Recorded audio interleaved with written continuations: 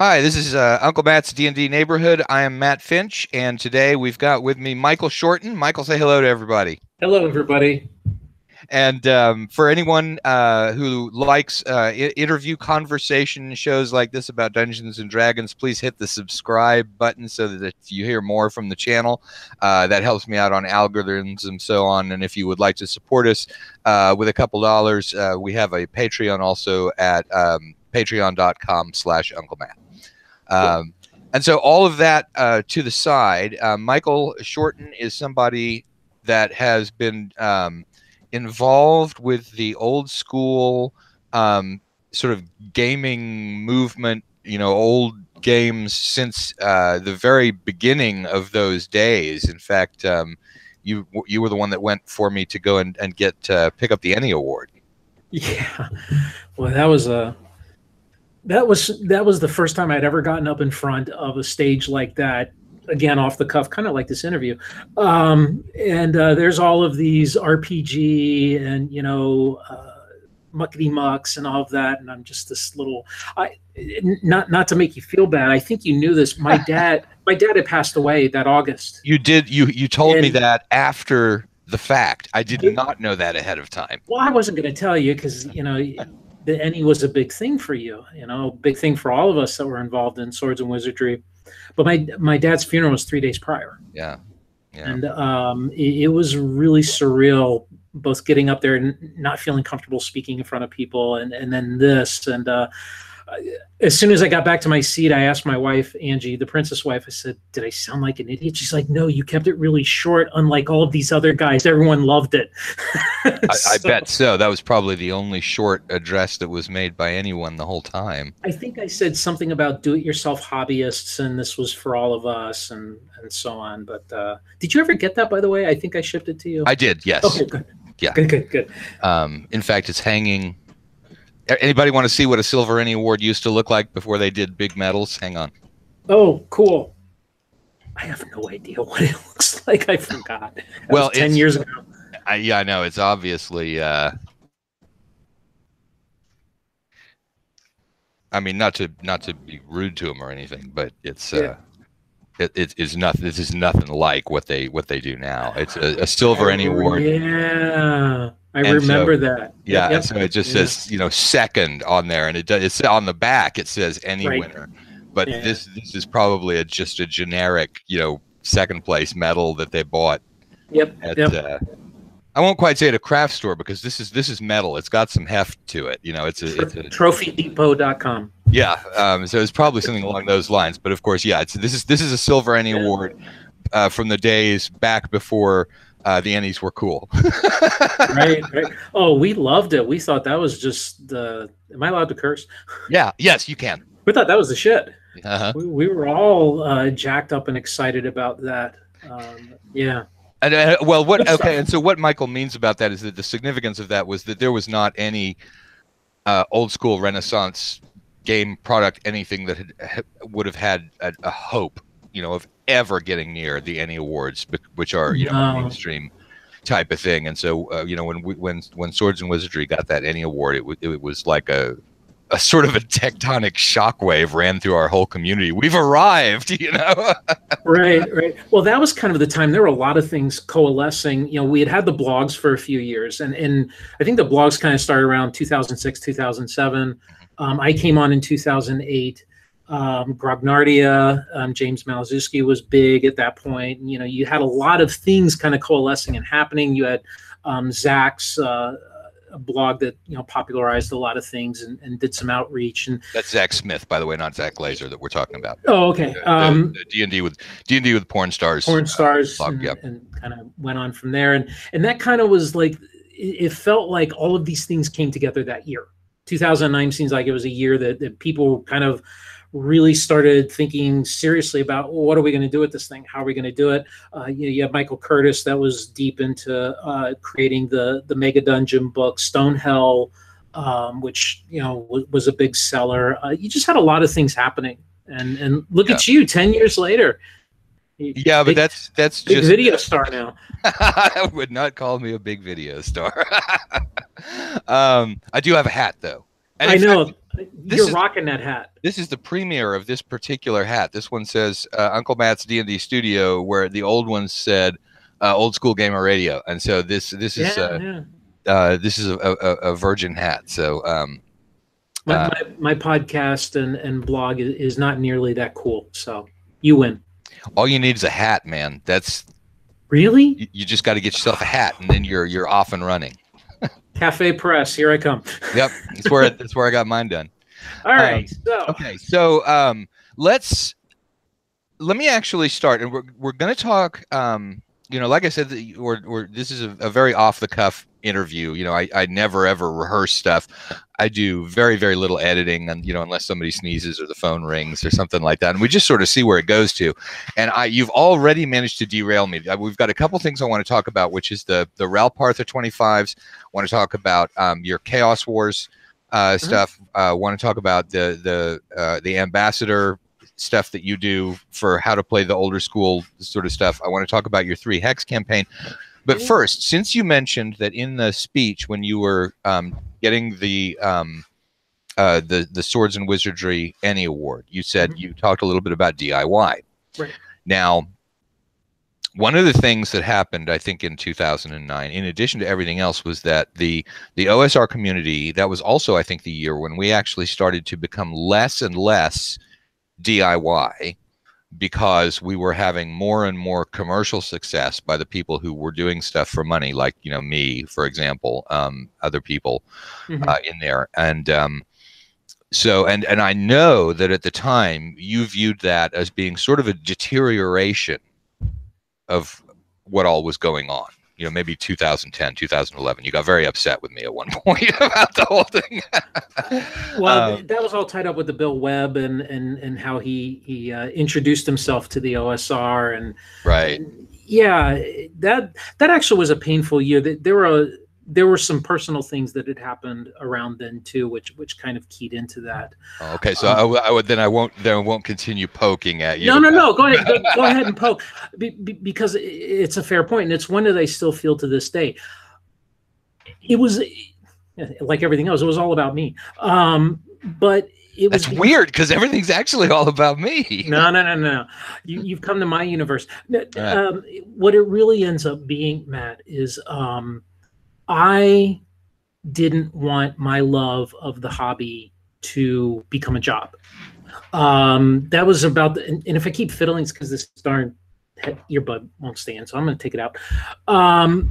The economy was at its, it had tanked. We were all struggling. I was in a really bad job, and the lure was there. I had been working on a module, Tombs of Holtep Koa, which I changed the Holkersag or something like that. Well, and I wanted to see what I could do, but then I'm watched James Raggi, who published Lamentations of the Flame Princess. I was watching James Malzewski, the author of Grognardi, and I was watching these other people and yourself get into this publishing thing, and I just, it felt like it was going to take away the joy from me. It just really did. And I saw it was kind of like, okay, you guys are going and doing your thing, and that's cool. And you've got your path. It just wasn't the path for me. And wrapped around that time was the whole deal with Bill Webb, who is the sole owner of Frog God Games. He had just adopted, or you and he had just worked out the deal on Swords and Wizardry. And he introduced himself in a really kind of, well, not really good way. He kind of took a dig at those of us that felt like, we were do-it-yourself. We were, trying to. It was the thing about the map. Was it the thing about the maps? Yes. He said, yes. Okay. So what happened was that Bill, and actually it was not directed at the OSR at all, but it came out in a thing where he said there weren't going to be any crappy hand-drawn maps in the thing, and of course the huge majority of us are proud of our crappy hand-drawn maps. Well, because at the time that's what we were putting out on Lulu. That's what we were, that was kind of our thing. you know, call it punk rock ethic, call it, you know, I'm proud of what I do, you know, call it artist kind of pride. I think it opened up that, you know what, for some people, they were going to step to the next level, and there were those of us that weren't. And I was just one who I couldn't do that at the time. And I still can't. And part of that is because I've been working in my IT job for 30 odd years. I used to love computers, and now it's just a job. I don't want the same thing to happen to my Dungeons and Dragons. So for me personally, I got to keep with the punk rock. Yeah. Keep with doing it myself and doing it loud and proud. And you know what? Look at you. You know, you've done some really awesome things. Look at Michael Curtis. You know, Michael Curtis being the author of Stonehell, really involved with Goodman Games and DCC. I can't remember what the hell DCC stands for. Dungeon Crawl Classics. Yes, Dungeon Crawl Classics. You know, he's made himself a name as an author, and I think that's awesome. But we got started with Three-Headed Monster. That was our kind of little punk rock cooperative. You know, I'm still there. I love it, and that's what I do. But you know, you guys have really made a name for yourself, and go you. That's awesome. Yeah, no, I mean, I've had two things. I mean, my goal with Swords and Wizardry was always getting into the mainstream. So this actually, you know, if you'd taken a look at the arc at the beginning, I would have said, "Oh yeah, that's exactly what I'm going to do." You know, I'm gonna take it commercial, because that's how you get to the main. You know, that's how you get original D&D, the rules and the approach into the mainstream. And that is, you know, while I love, you know, the DIY stuff and agree with you that we have lost something over the course of the development of the way all of this stuff has gone. I certainly would have done the same thing I did all the way back to the beginning, because my goal really was to sort of hit a large audience with it. Right. But no, I agree. I mean, we've lost, or I think it's moved in cycles. I mean, there's still a very strong DIY community over on G Plus, for example. But it's everywhere. It's on G Plus. It's on Facebook. You still have blogs. It's on Twitter. It's on, you know, Twitch. It's on, you know, look at all the people that are now doing streams.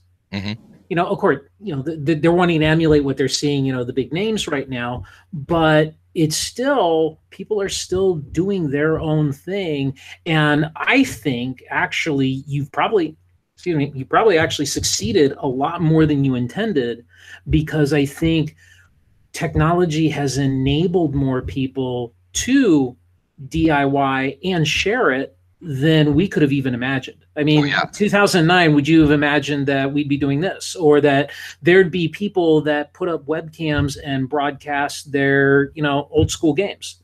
No. Yeah, that one never, ever would have guessed. Yeah, no. Twitch TV, I wouldn't have guessed. I wouldn't have guessed I was going to do a podcast. You know, what's a podcast? Why am I going to put myself out there on the internet? That sounds crazy, but that's how we're doing it. And you know, the fact that you're kind of DIYing this, you know, you're not a big polished studio. So no, I you know. I am too. I have a hat. Well, see, that's just part of the whole you look. That's all you. I'm going to get a tattoo. All right. Not of Uncle Matt. It will be Chicago Wiz. And, yeah, no, and by the way, wouldn't get an Uncle Matt tattoo. I don't have an Uncle Matt tattoo. Just to clear it, CHGO Wiz is short for Chicago Wiz or Chicago Wizard. Like, people call it Chigo Wiz. I'm like, no, I'm not a Chigo. I'm Chicago, but whatever. That's how I mentally pronounce it myself too. No longer. It's Chicago. Well, now what I do is I see that word and I say Michael Shorten in my head. So you know how you can do that with like acronyms and stuff, and it has become, when I see that word, I read Michael Shorten. So okay, so there's. Yeah, I really think that the punk rock ethic and the do-it-yourself stuff is still alive and well, has many more outlets. Has it changed from what we saw, you know, when we were kicking around the blogs? Yes, because blogs have kind of moved on. People are more about video. People are more about that immediacy now, rather than sitting down and, you know, bashing out, you know, a couple of thousand words. They're now just, you know, turning on your webcam and doing it. And you know what? It's going to morph even again. Oh, I'm sure. You know, with our, you know, virtual reality conferences and stuff like that are you know, there's going to be all kinds of stuff. You just never know. And shared worlds. I watch my granddaughters do Minecraft. You know, and I've turned them on to D&D. I've got the dungeon board game over here, and we actually have kind of a persistent set of characters, and I've started doing quests for them in the dungeon board game, which, you know, they can kind of do and love, and that's their thing. But they are setting up these worlds, you know, in Minecraft that they share with each other. Yeah. And I'm in love with that. In fact, right now I'm recreating old school dungeons in Minecraft. That's very cool. That's very cool. Yeah. No, my son also, he's playing different games right now, but Minecraft for a long time, and the shared worlds in Minecraft were a big thing. So I got to see all of that. Yeah. So no, I think it's alive and well. It's just, and it's always going to change, just like we see the D&D itself change and other games change.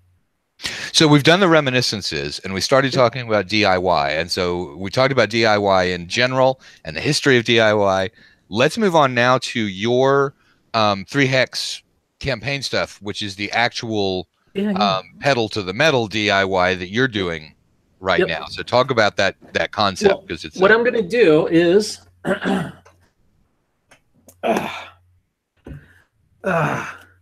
this is literally the binder where it all began. It says the Dark Ages campaign. Literally, this is where 3 hexes started. So, and I don't know if I do have the original maps. This right here is the original map. This was 1 hex on my hex map. This whole area, and I'll send you a link. This was kind of a 2nd hex on an area, and down here underneath where you see the monastery was a 3rd hex. This is where all of that started. So how did that begin? I was not gonna put in the time to create a giant world. I was excited to start gaming. I wanted to get an AD&D game out there, and I wanted to give people something to love. And this idea came from a blog post done from Microlight 20. Do you remember Microlight 20? I do. I do. So for those of you that don't know, Microlight 20 was this super skinny 2 to 3 page D20 system. And it had, I think, 3 characteristics, and pretty much everything was open-ended. It really was do-it-yourself. You kind of did it yourself as you ran a Microlight 20 game. Well, one of the guys that was blogging about it had posted his approach to creating a campaign. You start off with a hex in the middle, and then you populate the 6 hexes around that. And you kept building from that.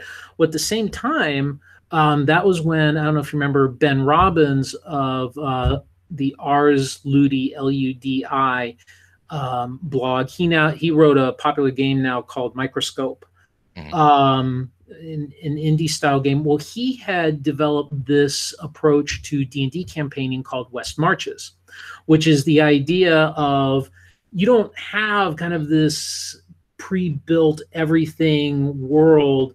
You have a home base, and the players figure out where they want to go. They go explore, and the world kind of built as they explored along. And I'm like, that's what I want to do. But I wanted to give them a starting point. So literally, my Dark Ages campaign, I created 3 locations. The home base, which was the town of Ennonia. Then there was a bridge with a troll underneath. I know, real original there, but it gave the player that troll became legend in my campain. That's all it needs. 2 TPKs and counting. I created. Can I just tell you, I had a bugbear that captured the entire party twice. Oh, that's awesome. It was pretty yeah. That is so awesome. We'll swap stories. Yeah. Then I had a monastery, which was actually James Malazewski's monastery that he had published in, I believe it was Fight On #1. Fight On was a kind of a do-it-yourself magazine that I don't know how long it ran. Quite a number of issues before he finally stopped. Yeah, it was something like 19 issues. Yeah. Really wonderful content there. Well, I stole his monastery, tweaked it, because that's what I do. I take stuff and I fold, spindle, and mutilate. And then I started with a 2-level dungeon. And so that's it, 3 locations. Plopped it down, got players involved. We met at the local game store here for a while, and then moved on to my house. And 9 years later, here we go. And then the give me the, if you'll once we're done, if you'll message me the link to your blog so that I can down in the description area underneath. So that's what you guys will be seeing down there when you want to go take a look at what Michael's got over there too. So what happened was somewhere in one of the conventions that I went to in like 2009, 2010, I offered to teach a workshop on how to create your own campaign. Because I, almost from the get-go, I was a big proponent of just get it out there. You don't have to create these entire huge worlds unless you want to. But for most people, they think, God, I've got to come up with all of these arcs, and I got to come up with these plots, and I have to come up with all of these factions, and I have to come up with all of these dungeons and all that. I'm like, no, you don't. Literally, you can start a campaign with 3 hexes, because that's what I did. Mm-hmm. And so I taught that. And, life happened, and things kind of, I stopped blogging for a while, and I came back in 2015, 2016, and we were 5 years later, we were having the same discussions. Mm-hmm. I'm like, wait, no, it was the same whole thing. And so once again, I'm like, no, you don't need a lot. I call it just-in-time DMing. Because I'll kind of have a skeleton in my head, and then usually about 3 days prior to, the game, I'll sit down and actually flesh things out. And build on top of that. It's kind of like just, painting. You paint in layers and you paint in layers, and before you know, you've got a great looking piece. Well, that's what I do. And so for me, having this idea of just 3 hexes kind of came around. And so I was posting yet another post. I'm like, well, I could, I can do this for a year. I can, each week I am going to come up with a unique, different campaign and go with it. Yeah. And so far, knock on wood, we're 7 months in. So, which is good stuff. Yeah. Sometimes it's a panic. Sometimes I'll have like 4 or 5 weeks worth, and I've pre-written them and they're all done. And sometimes I'm looking at Thursday going, what the hell am I going to write about? I don't think I've ever been in the situation where I had a bunch of stuff lined up and ready to go of anything. Usually I'm just very proud when I have a thing. Sometimes, you get those, and that's the whole thing about creating a campaign, is sometimes you get into these bursts where that's true. Yeah. Things are just flowing. You're like, oh, I got this idea and I got this idea. And so I put them all in my drafts and go. But really the idea is to give people inspiration. I want someone to look at this and go, oh, you wrote about Iron Maiden and Eddie? I could create a campaign with just that? Dude, I'm going to find something cooler than Eddie and run with that. That's what I'm hoping for. Because then I want to read their stuff and be inspired by them, so that way I can steal their ideas and twist it into my own. It's all just throwing bait out there, and then eventually... Yeah. But and as it turns out, then what I found is people do like it, and they really are. They'll grab some of these ideas, and so I varied off. And I'll pull inspiration from everywhere. I was just inspired by Luke Cage this week, so there's going to be something coming out about that. I get inspired by songs. I get inspired by Twitter posts or artwork. Just whatever hits me. Those are the ideas that you can run with, and those are the things then you can pull, and you don't need a lot. Just 3 hexes, home base, get your players running. Yep. So I just took out to check and make sure that we weren't live broadcasting this, because I had a comment pop up on my thing about YouTube, and I was just like, whoa, because no worries. I did that to Glenn Seal. I've never done it to anybody else, but with Glenn Seal on his interview, I was all like, okay, so, we're not recording, I'll go back and edit it. And it turned out that when I set the thing up, I had not put it on the unlisted tag. So everything I said to was a lie. It was, we were going out. So, that's brilliant.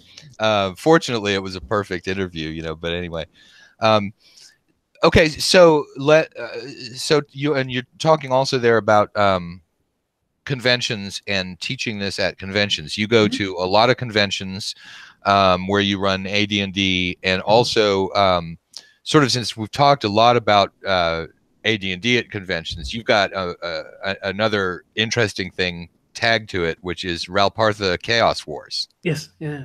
What do you do with that? All right. So Ral Partha started in the late 70s. They are a miniatures manufacturer, and they're still around, actually. But in the late 70s... Can I just jump in real quick on that? Okay.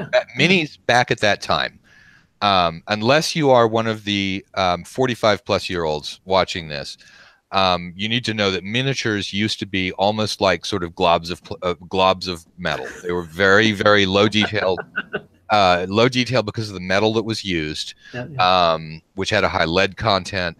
Anyway, it didn't hold detail well, and the materials. Okay, so Ral Partha comes along, and I don't actually know what they were doing when they came out with these miniatures, but the detail level was like three times exactly what they were doing. Okay. But anyway, so they came out, hold on, before you do that though, so they came out with these incredibly beautiful detailed miniatures, and those were some of the first miniatures I started playing with, those in the Grenadier. So that's Ral Partha, talking, going way back. Okay, so that's my, I'm done. No, that's fine. And I know the old timers are going to smack me up. Why aren't you talking about Heritage? Why aren't you talking about Citadel? Because those were also some really wonderful figures. Well, Ral Partha had a secret weapon. They had Tom Meyer. Tom Meyer was an amazing sculptor, still is. And his figures were just head and shoulders above anyone else. I wish we had the resolution here. I'd grab some and show them to you. But it wasn't, because some of the metal, they were slopping stuff, whatever they could find from the printers. They were going around garbage cans. Some of their history is kind of interesting. And they're from Cincinnati, which is where I grew up. But Ral Partha wanted to sell more miniatures, and so they had a rule set called Rules by Ral. Very simple wargaming rule set, and they renamed it to Chaos Wars, and they actually released a box set with the rules, with 5 miniatures and cards and other things. And so they worked with this until they got their AD&D license pulled, and everything changed for Ral Partha after that, when Wizards of the Coast bought TSR and pulled all of the AD&D licensing.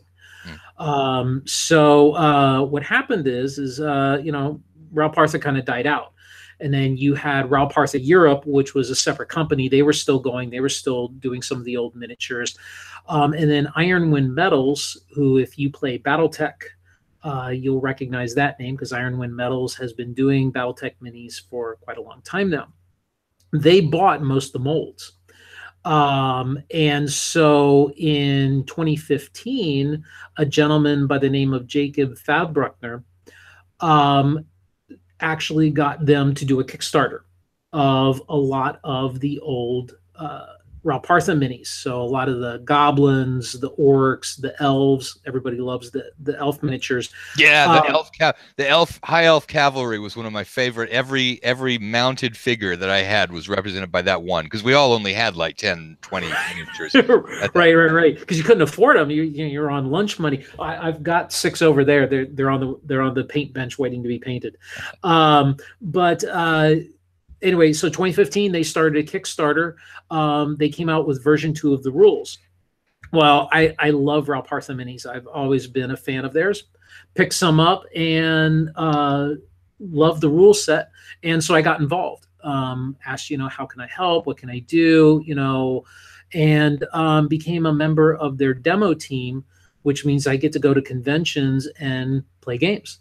So Chaos Wars, what is Chaos Wars? You have, a 4x6 table, and you put terrain on it, and you have groups of miniatures. You have 12 miniatures to represent a unit or a troop, infantry. You have 6 like figures to represent cavalry. You have individual heroes. You have creatures. You have mages. You have artillery. You have all these different possibilities. And at the end of the day, it's just throw some rules and have some fun. It's not super detailed. It's pretty easy to pick up. If you can roll dice and use a ruler, you can play Chaos Wars. So so I mean, the concept goes all the way back to sort of chainmail. It's fantasy. Mm-hmm. Fantasy wargaming, which does have the ability to have the heroes in it, which is has become really one of the key factors of fantasy wargaming, is that you've got the mix of the minis, the mix of the units, but you've also got heroes, that are in there. So right, and what they did was from scratch they built in creatures, so you didn't have to kind of fudge around with the rules. That's already in there. They have magic and casting and all sorts of crazy things that you can add on to it, but at its basic concept, it's a pretty simple game to play. Is there like a box set or something? Because I mean, there are a lot of people watching this who are probably going to be like, wait, Ral Partha has a tabletop fantasy war game. How do I hear more? And the rules are free. You can get the rules for free on a PDF, ralpartha.com. And look for the Chaos Wars link, and I'll shoot you that link if you remind me of the rules, and conveniently you can go to their store right there and buy all their wonderful minis. And neither Michael nor I has any. Well, you might, I don't know, but I don't think we have any financial interests in Ral Partha, other than you being, a volunteer to do their stuff. So this is not a sponsorship commercial or anything like that. This is because Ral Partha is an old friend of mine, even though Ral Partha never knew it. But like I said, they did my Only Horseman, cavalry miniature. So you get really attached to companies over strange things. Yes, you do. So anyway, what I do now is I go to conventions and I do a lot of old school gaming. I'll give you an example. I'm going to Gamehole Con in Madison, and I'm running 4 games there. So I'm doing 2 Chaos War games. I'm doing an Saturday night AD&D, and then I'm doing Sunday morning BattleTech.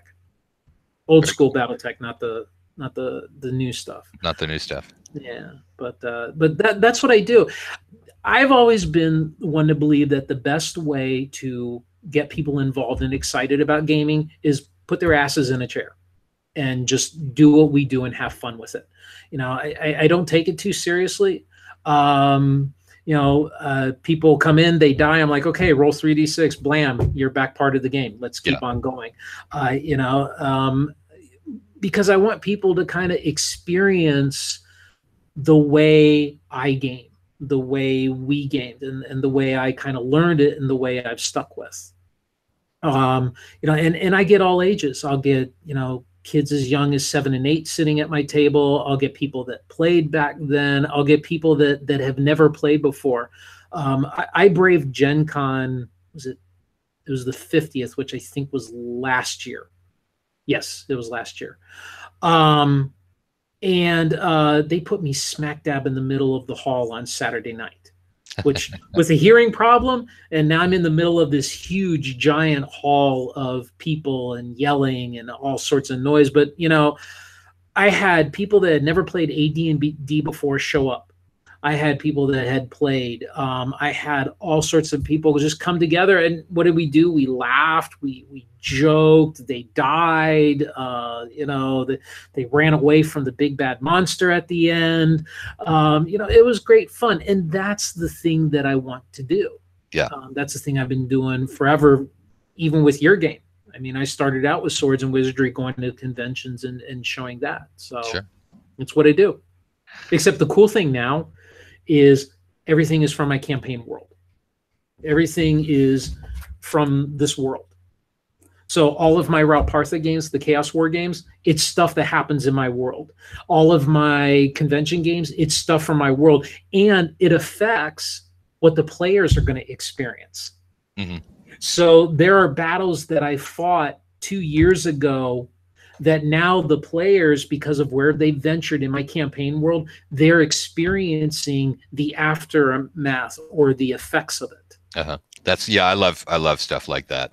Yeah. I've always, one of the things I tell DMs when I'm, teaching people about DMing is, let them change your map. Yes. Yes, because it takes it out of my hands and makes it just as exciting for me to discover what's going to happen as it is for the players. And that's another reason why I like just-in-time DMing, why I like having these broad brushstrokes is I don't have the time invested. I don't have the emotions invested in creating this Mary Sue of a location or an NPC or anything. I get to kind of see what the world is as they have. And I'm an explorer at heart. If I had to put down what really energizes me in D&D, it's going into a dungeon for the first time. It's opening the door into that room for the first time because you don't know what's on the other end, and you get to experience it and explore it. And that's what I love for people to do in my world. So that's why I like pulling them all into my world. Yeah.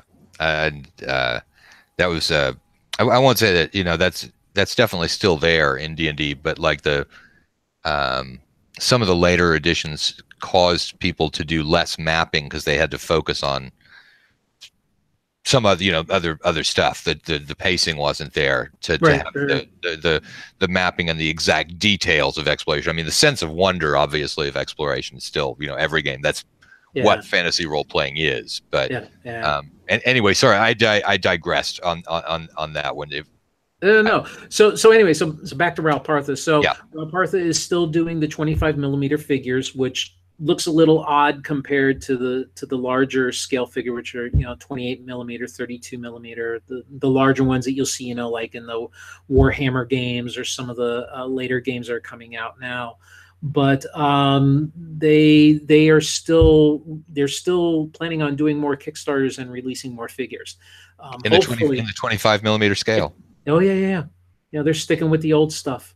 And I mean, some of them haven't seen the light of day for 30, 40 years.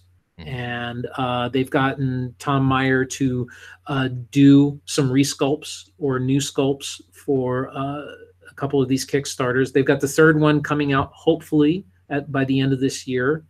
And so I think we'll see some really cool stuff. That's awesome. Although I wish that they were going to up it to 28 or not 30. 30 is a little big, but those 25s, they just look just a little, they're always a little too small. They do, but you know what? You paint them up and you put them on the table and people get to have them fun and you don't even think about it. Yeah, but I like to grouse about stuff if I've got a thing. They are, they're smaller. They're 3mm small. You can still come to my table with your 28s. It's okay. Okay. All right, cool. That's awesome. How about heroic 30s? Sure, if you want to play a monster. Okay, I can do that. Yeah. That's awesome. All right, Michael, let me go ahead. We'll bring this one to a close. We did cover the stuff that we wanted to, and we need to get back together and do one that is talking about, actual old school D&D and some reminiscences and sort of right on that central topic of, a lot of the videos that I do, being about freeform gaming, and you actually didn't get a chance to talk a whole lot about freeform gaming, and you are one of the freeform gaming, greats. So we need to do that. That's high praise coming from you. Thank you very much. Well, so we do need to do that interview, but let me pull this one closed. And sure. I think you wanted to talk to me on your podcast too. So we'll. Yes, I did. Because I want to talk to you about your stuff. Is it okay to plug my podcast? Absolutely. This is I mean, that's one of the reasons I have this channel, is so that people can get their, stuff. So go ahead. Great. So I have a podcast that I've also been running for about 7 months now. It's called Dungeon Master's Handbook. I was going to call it Dungeon Master's Guide, but I thought I might get sued, so I took a different route. It is about the way I do campaigns. I try to keep it short, about 20, 25-minute episodes, and it really is diving into the thoughts behind what I do, why I do it, and so on. I've talked a lot in early episodes about how I start a campaign, Those continue to be the most popular episodes. I've done some episodes on how I combine wargaming and role-playing in my campaign world. Now we're kind of getting into some more neat topics, more, specialized topics, but it is primarily just about how I do things in my world. So dungeonmastershandbook.wordpress.com. And what we'll do again is, if you just pop me that, through Facebook, and I'll put the link in the description underneath the video. So, those of you who are seeing this, post-production, that's what you're seeing down there. You already knew that was going to be there. Okay. Thanks. I appreciate it. So yeah, that's a little bit about my podcast. And then on my blog, Chicago Whiz Games, I have my 3 Hexes series, where on every Thursday I release a new campaign starter. All right. Very awesome. Okay. Cool. Say goodbye to all of your fans that are out there and all of the people who met you for the first time. It was nice meeting you. And then we will go ahead and I'll do my signature line of no matter what kind of Dungeons and Dragons it is that you play, imagine the hell out of it.